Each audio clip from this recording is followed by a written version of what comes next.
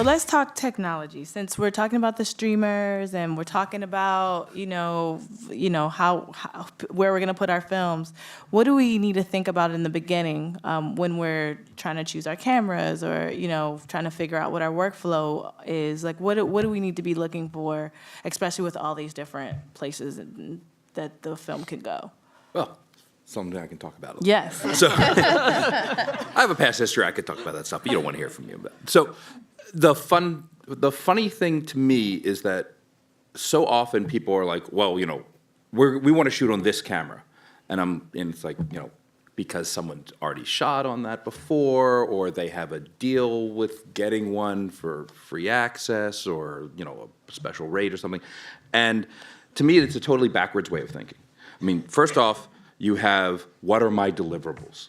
You need to be thinking, whether I have a client in place, I have, if it's Netflix and they require 4K or, whatever it might be, there are certain demands that are placed upon things, which mean that even if you have a camera that would qualify for that, then you need to be thinking, all right, which way am I going to work in order to get to the thing that they need? Because otherwise you find yourself doing work twice. And, it's like, oh, my editor is comfortable working in this kind of system. Well, that means they're going to work in this system, and you're going to have to take all that material again and redo it so that it can be given for that deliverable, things like that. So you need to be thinking, all right, well, what do I have to end up with? What's that requirement? And then the other thing is from the front end, which is, what is my script? And what is, the director, and what's the vision for this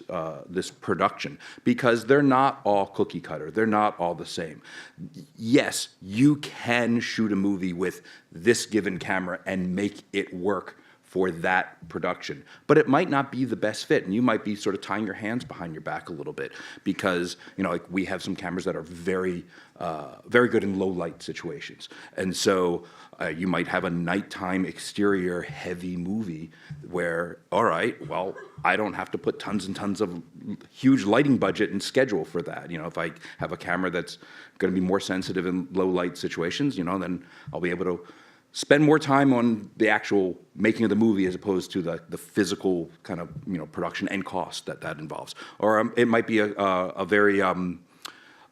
shoot that would really want to have a lot of mobility to it. The director's vision for the style of it might be that you want to be able to have something where you can just be constantly moving the camera or rigging it in small places, whatever. And so, all right, well, then I want to be looking at a camera that's very lightweight and petite as opposed to a big, heavy camera that is going to take that much more for me to make that work. So it's really where you want your content and your vision to kind of drive what is the technology, and then you have to be very cognizant about what am I going to do with it in the end.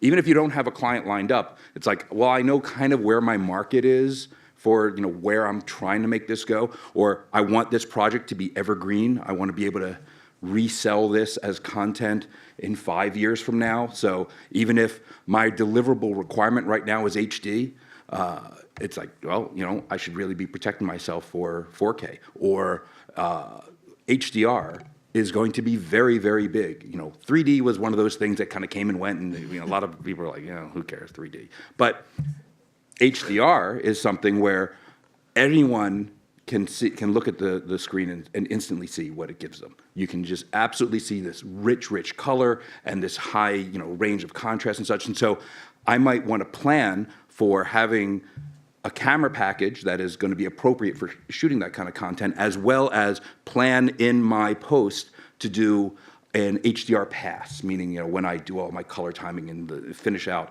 that I have a version for both, standard def and standard contrast and your HDR dynamic range.